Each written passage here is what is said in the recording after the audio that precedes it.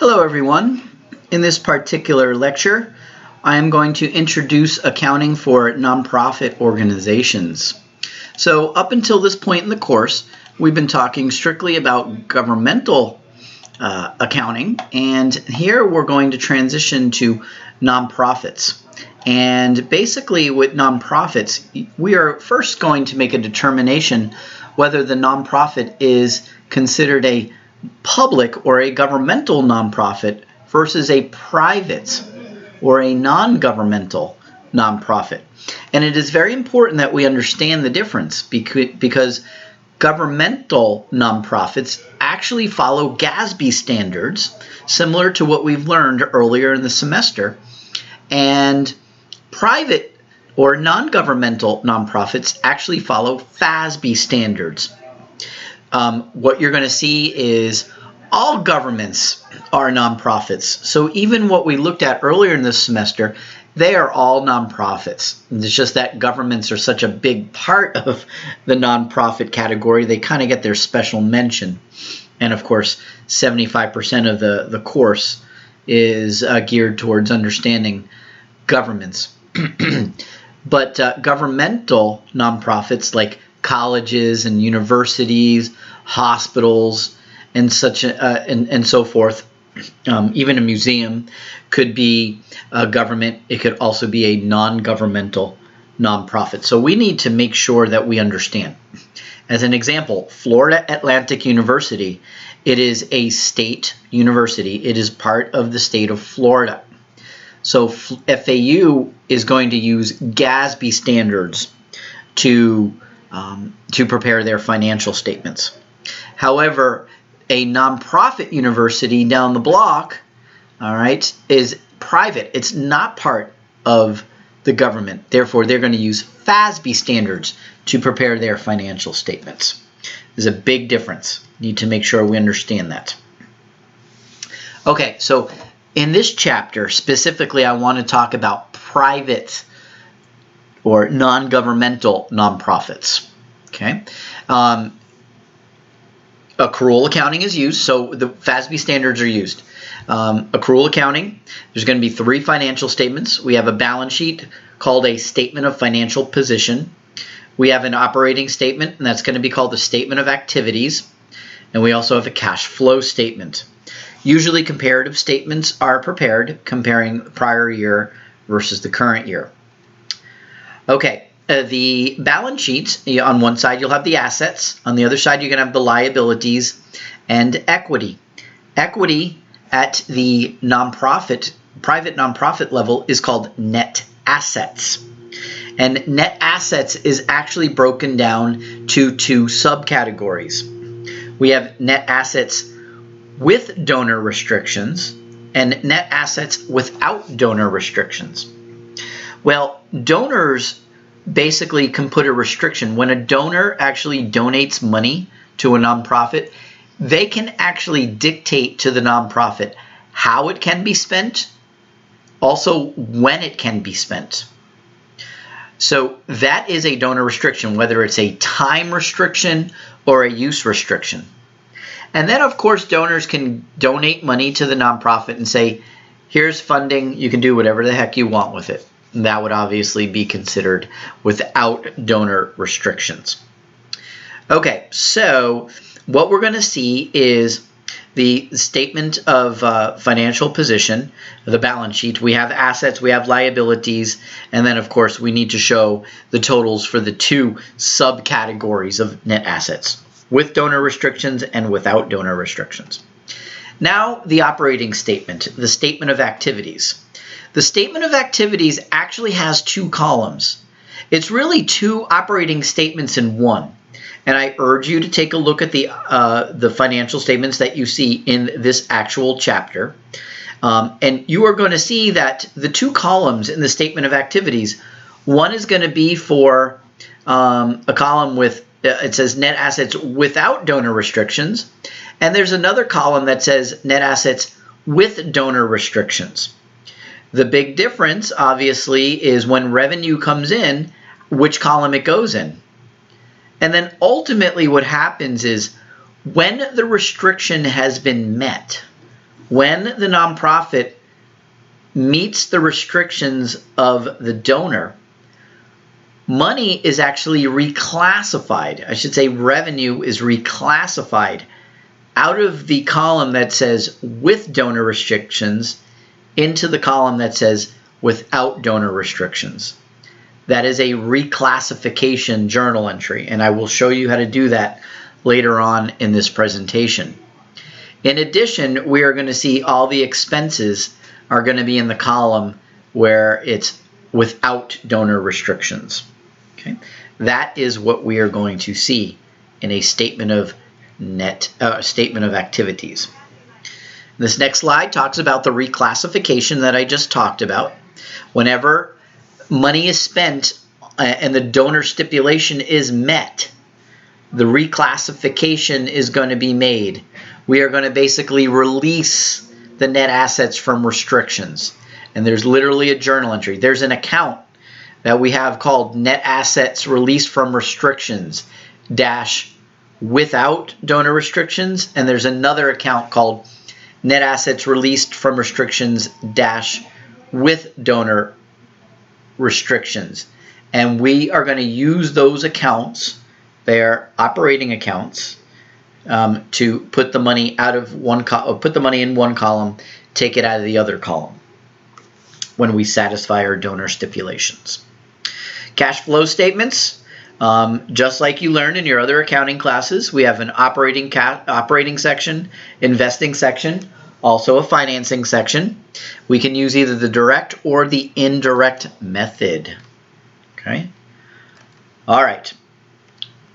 Now, let's talk about a few categories. First, on the revenue side, a nonprofit could earn revenue. Maybe we sell services, or we sell a publication, something along those lines. Again, obviously, if we have an investment portfolio and we're earning some money on the portfolio, it'll be a gain. Support is basically what we call donations or contributions. That is the support. It's basically a non-exchange transaction. It's basically donors donating or contributing to the nonprofit out of the goodness of their heart. There is a non-reciprocation. They don't receive any goods or services for their support. And that brings me to the next slide. What is a contribution? It's a donation. It's support. And a contribution meets three definitions, or three characteristics, I should say. It's, like I said, it's non-reciprocal, meaning they're not to expect any services or goods in return from the nonprofit. It's voluntary, right? Nobody is forcing them to do it. And it's unconditional, which simply means the nonprofit is definitely going to get the contribution without them having to do something first. That would be considered a condition. In this case, it's unconditional. So there's no such, there's no, what can I say? Conditional contributions are okay. They're not necessarily illegal. It's just that the condition must be met before the nonprofit can record it as a revenue item, as a contribution. Okay, as we said earlier, donors, when they send in contributions, they can send them in unrestricted or with some sort of donor restriction. A donor restriction would be either a time restriction or a use or a purpose restriction. So the donor can say, here, nonprofit, you need to use this money for X purpose. Or here, nonprofit, you can use my donation next year, but I'm giving it to you today, but you can't use it until next year. Well, that would be a time restriction. Regardless of what the restriction is, restrictions are okay for revenue recognition purposes. Conditions are not. So make sure you understand the difference between conditions and restrictions. A pledge simply means a promise to give.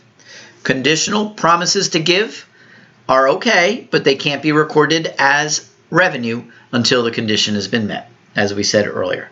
Unconditional promise to give we would record as revenue.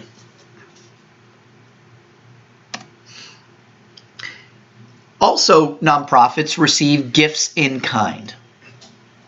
Basically, gifts in kind is not a donation of money, but a donation of materials or services. Unconditional gifts in kind are reported at fair value. Okay. Donated materials are reported basically at their fair market value as well. And when they're used up, it's going to be reported as an expense. Okay, now contributed services. There's certain FASB criteria that must be met in order to record the service, the contributed service as a contribution. And really I want you to zone in on number 2, where it says it requires a specialized skill and provided by individuals that possess that skill and typically would need to be purchased if not provided by donation. Let me give you an example. Let's say I donate my time to my favorite nonprofit, and I am a CPA, and the nonprofit needs an audit anyway. So me as the CPA, what if I donate my time to the nonprofit and I say to them, I'm going to give you a free audit of your financial statements? Well, does doing an audit require a specialized skill? The answer is yes. That is the reason why you are all here studying accounting. I'm the one who provided the audit, so I possessed that skill and I provided the service. And they would need to go out and buy an audit anyway if I did not provide it for free. So that is something that meets the definition of revenue recognition for this particular nonprofit. They would record the contribution revenue, and they would also report an expense at the same time. All right. Now, let's say me, same person, same CPA, but instead of telling them, I'm going to donate my time and give you a free audit, I'm going to say, I'm going to donate my time to answer your phones at the information desk on Saturday morning. Once again, same person, me, but instead of providing a specialized skill, I'm providing my time to answer phones. And that does not take a specialized skill. Therefore, it's a handshake deal. Thank you very much, but no journal entry. Okay, so make sure you understand when you do record and when you do not record contributed services. Once again, we're talking about private nonprofits. Land, buildings, and equipment, they're recorded at fair market value at the time of donation. It may be donor restricted, maybe not. So that's something that we need to make sure we are aware of. Special events. This is something that's pretty important to nonprofits. A special event. A lot of times a nonprofit will have a fundraiser or some sort of dinner, gala, where it's a special event. And the special event costs money to put on. And I want you to understand where everything is recorded. Now, the actual receipts from the event. So when somebody comes in and they pay $500 a plate or $1,000 a plate, those are receipts from the event. And they will be recorded at gross revenue. Okay. Now, the expenses that are directly related to put on the special event, the food, the rent, the entertainment, all of those direct expenses, they are going to be reported net of the revenue, meaning we're going to show the revenue and still in the same revenue section on the financial statements, we're going to show the direct expense. And then lastly, the fundraising expense.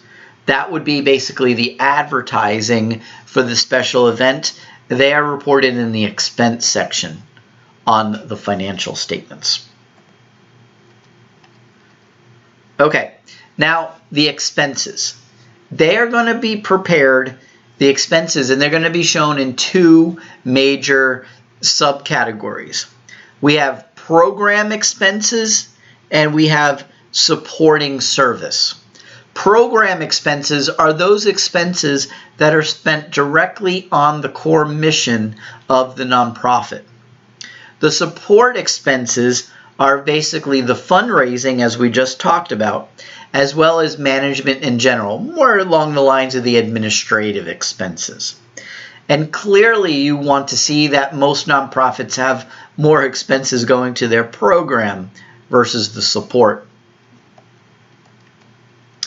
All right, now what I want to show you is some journal entries. Okay, so the first journal entry that you see here is the journal entry where a donor restriction has been met, has been satisfied. So what we're going to do is we are going to use this account called Net Assets Released with donor restrictions. That account will be debited, and there's going to be an account that's credited, Net Assets Released dash without donor restrictions. Now, think about a revenue account. When revenues are increased, they're increased with credits. So in this journal entry, the credit, Net Assets Released dash without donor restrictions, this tells us that the revenue with it, and this is a subcategory, Net Assets Released, the revenue category of the without donor restriction column is going to be increased. But the revenue is going to be decreased for the donor restriction column. Journal entry 2A. We have a pledge, an unconditional pledge. All right, because it's an unconditional pledge. Once again, a pledge is a promise to give. The nonprofit will debit contributions receivable and credit contributions without donor restriction. So it's basically unrestricted. Journal entry 2B, once again, we have an unconditional promise to give, but the unconditional promise to give comes with a restriction, which means that the donor is restricting how we spend those monies. But because it's unconditional, we can still record the same journal entry as we did with 2A. Debit contributions receivable, but we're going to credit contributions with donor restrictions. Once again, it's very important that you understand the statement of activities has two columns. There's really two operating statements in one. One where there's a column with donor restrictions and another one with a column without donor restrictions. Journal entry 3A, some of the contributions receivable, as well as some trade accounts receivables collected. Debit cash, credit the receivables. Same thing with journal entry 3B. Journal entry 4A, we're collecting more money for a special event, as well as some more contributions. Journal entry 4B, the direct expenses of that special event have been paid. Journal entry 5, we are collecting more cash from contributions. In addition, some of the contributions came by paying fundraising support directly. That's why we have a debit to the fundraising expenses. Some of the donations were to pay it directly. Journal entry 6, payroll. So we're debiting all the salary expenses, crediting cash, and crediting the accounts payable. Journal entry 7, just some miscellaneous expenses, debit expenses, credit cash, no big deal. Journal entry 8, we are accruing our accounts payable at the end of the period, no big deal there. Journal entry 9, we are receiving a whole bunch of cash that's coming from different areas. We have some contributions with and without donor restrictions. We have some membership dues, program service fees, some investment income, some miscellaneous revenue. So you can see we're receiving cash from numerous places. Journal entry 10, we're making a sale to the public. Maybe we have a museum or something like that. Or maybe we have a gift shop. Debit the receivable, credit revenue, or the sales. Okay, next. We have, basically, we're paying our accounts payable. Debit the accounts payable, credit cash. Journal entry 12. More contributions coming in, and you can see some of them are, or they're all with donor restrictions. Some as a time restriction, some as a program or use restriction, and some as a plant restriction. We're basically buying it for expansion of our fixed assets, our land, our buildings. Journal entry 13A, we're paying the mortgage as well as some other miscellaneous expenses. Journal entry 13B, as I see here, we are cashing out on one of our investments. And because we cashed out on that investment, we are turning around and we are buying a piece of equipment with that cash. And because we are buying that equipment with cash, we are also going to release some of the restrictions. And that journal entry is not shown here, but that's what we would do as well. Journal entry 14A, we are cashing out some more investments. Same thing with 14B, cashing out some more investments. Actually not cashing out, I should say, just receiving the dividends and the interest on the investments. Journal entry 15, we are simply paying for some expenses. Journal entry 16, we received another contribution. It comes with donor restrictions. You can see it's a pretty large amount, $100,000, and it comes with a permanent endowment. Whenever you see the word endowment, you have to think a permanent contribution. A permanent contribution means that the donor never wants this donation spent. What they want is they want that donation to be constantly invested and the investment earnings to be used on whatever purpose the donor wishes. All right, but the endowment, the whole idea is for the money to last forever. Journal entry 17, we're simply using supplies. Journal entry 17B, we're simply using some postage. Journal entry 18, we're recording some unrealized losses on our investment portfolio. Journal entry 19, we are actually increasing our allowance for doubtful accounts. We will also call it allowance for uncollectible pledges. You see this account here, provision for uncollectible pledges. That is a bad debt expense account. Journal entry 20, we are simply depreciating our assets. And journal entry 20B, once again, we are releasing restrictions. All right, so the money that came in as donor restricted, the restriction having been met, we will release that amount out of the donor restrictions by debiting the net assets released dash donor restrictions and crediting or increasing the net assets for without donor restrictions.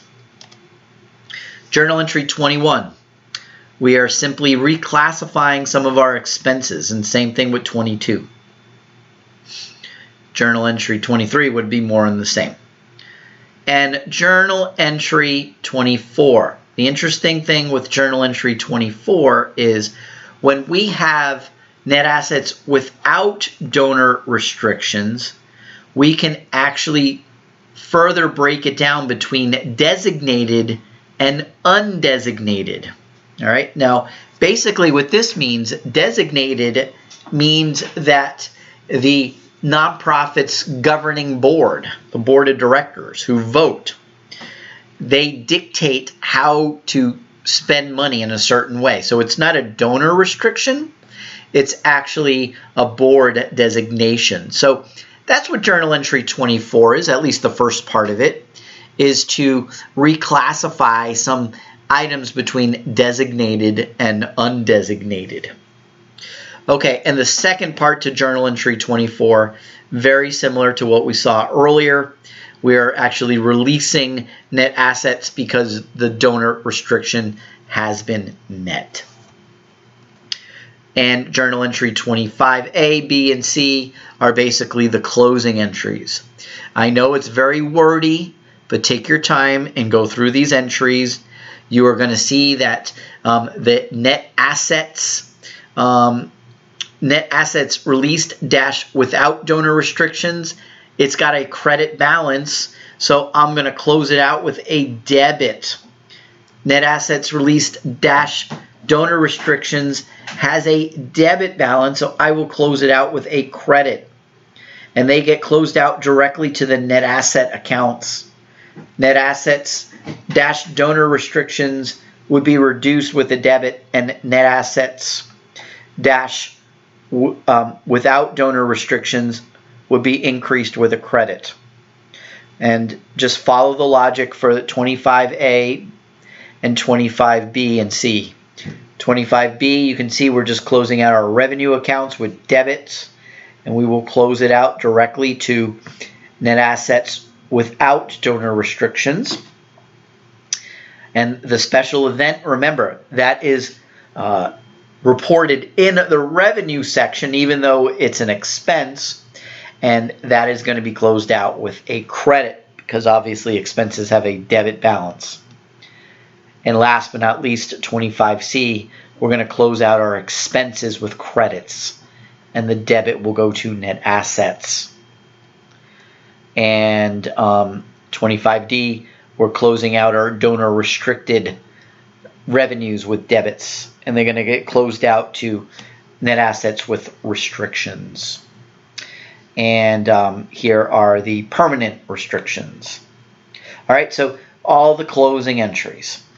And so that is a good look at the different types of journal entries. Hopefully you have a good understanding of what private nonprofits are all about.